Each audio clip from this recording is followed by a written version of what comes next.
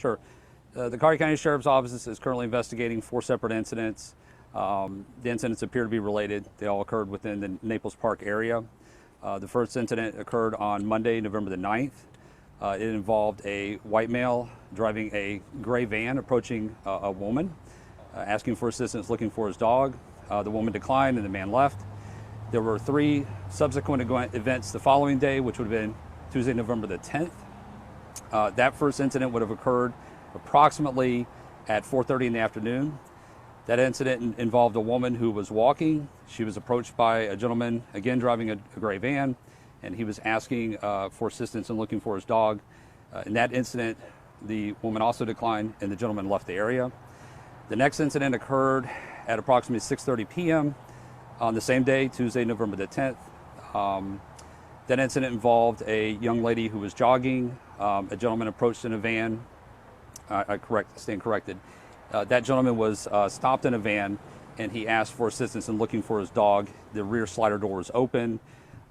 He actually got out and spoke to the woman and began to approach her, and she was able to leave the area. She fled on foot because she was concerned. And then the last incident was the one that was probably the most prominently documented incident, which occurred at approximately 7:30 p.m., which involved a white female who was jogging.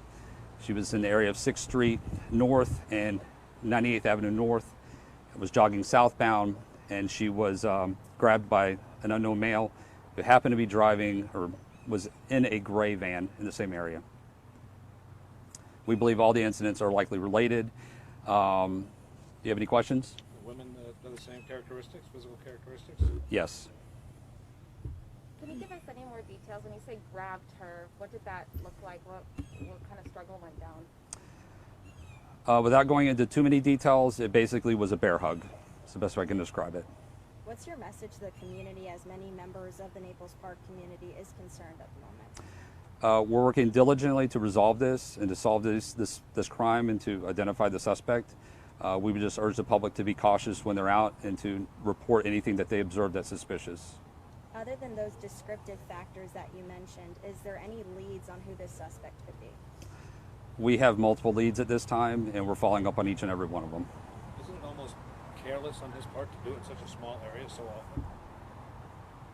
I mean, it was it's a highly traveled area. The area he was at was dark, and maybe he felt secure that he wouldn't be identified, or that it would conceal his activity. Do you have any more details about how the woman was able to escape from his van?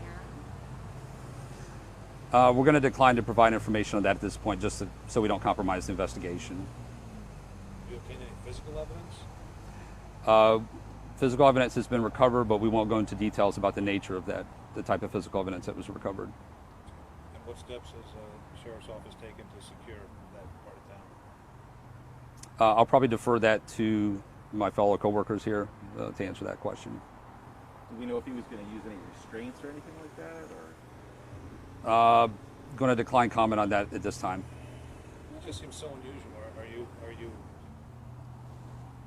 as sure as you can be at this point that it is the same person doing it? We believe that we have high confidence that it's the same subject involved in all 4 incidents. The commonality is the composite. That seems to be the key factor that every one of the individuals that had reported, there was an initial report of the criminal act, and then there were subsequent reports where the individuals saw the composite and they said it was the same individual. Is there anything additional you want to get out to the public besides a gray van? Do you have a partial plate? Is it a Florida tag? Is there anything else you want the public to know? I can say that there was one variance on one of the vehicles in one of the cases where it was described as a gold van. We do take into consideration, however, that area was not well lit. So we just made a note of that. But as far as, what was your other question? I'm sorry. Any other additional information for the public? Do you have a partial tag? Like a make, model, or anything like that? I'm sorry, yes. Okay. So we have been given, primarily it was described as a van, and primarily as a minivan. I cannot tell you a specific make or model at this time. It was believed to be an older minivan, gray in color. The one variance was the van that was gold. And did you have to redo the make sure, or did the other women jump on that picture right away and say that looks like the same person? No, they were confident that it's the same individual. Sergeant, do you want people with surveillance footage or video doorbells to contact you? Yes. So we're going to be providing a release that has the details about exactly the block range that it occurred. If you happen to have a Ring doorbell system that may have captured the vehicle driving by or the incident itself, we would urge you to contact the Collier County Sheriff's Office at 239-252-9300. And that would also include any type of aftermarket video systems that are installed, not necessarily Ring doorbells. We would like to look at those as well.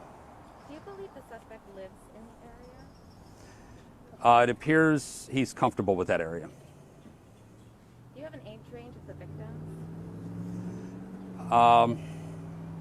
I could say that they were between 15 and 40. Is that sufficient? Yeah. Okay. It is true. It is. It is. Did we get your name at the beginning? I'm sorry. No, Sure. no, no. It's Sergeant Higdon, Higdon. Thank you. Sure. Sorry. Oh, no, no worries. Sorry, guys. And then Lieutenant Gonzalez can speak to You mind if I just put it on your car? Absolutely, sure.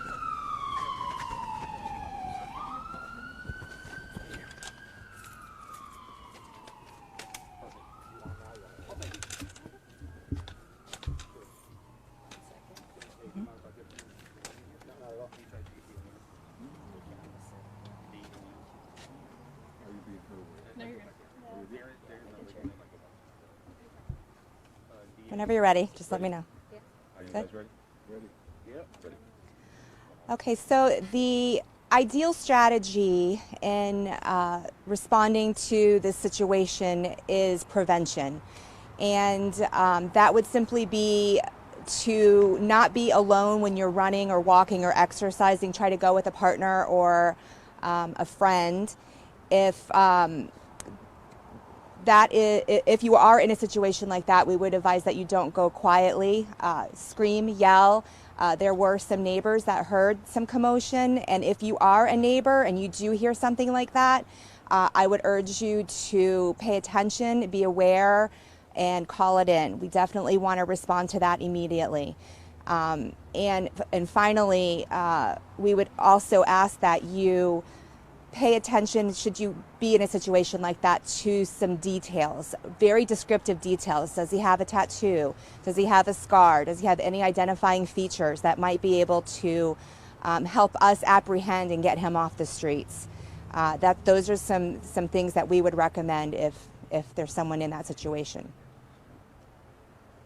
So do you want the calls right away to 911? What is it? If it's an urgent happening in the moment, yes, definitely call 911. If you have information that maybe this person is familiar to you, maybe it's someone that you've noticed that has the same mole on his face, it's very distinctive, he's got a mole on his face, call us. It doesn't, not an emergency number, the non-emergency number is fine. Provide us with that tip, we will follow up on it, and it might be able to identify him. Make sure you just pay attention. Just be very aware of your surroundings, and make sure that you are not alone, if at all possible, especially at night. Were these on sidewalks, off the sidewalk, on running trails? Where did they all occur? I'm not exactly familiar with the details of the case, other than what has been shared with you by Detective Sergeant. But it's also situations like that aren't exactly cookie cutter.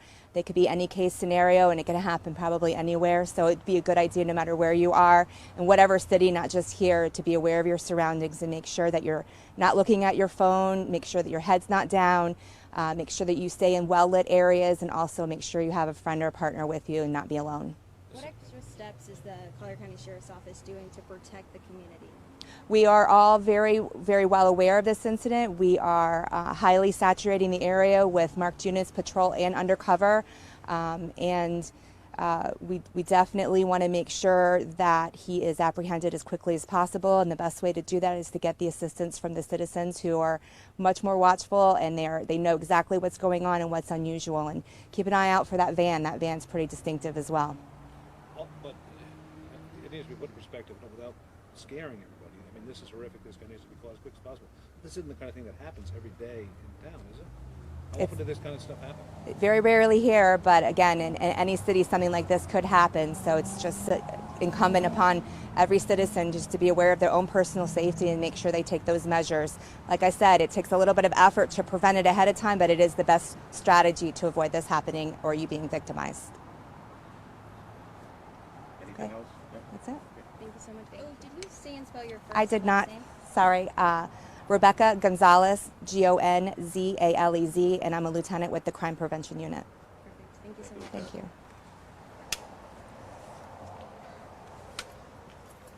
Thank you. And Would you guys like a copy of this? yes. Yeah. We're going to be passing some of these out today. Thank you. It should have the details and the block ranges in there. Thank you so much. So there may be things, if you have any questions about it, you can reach out to us.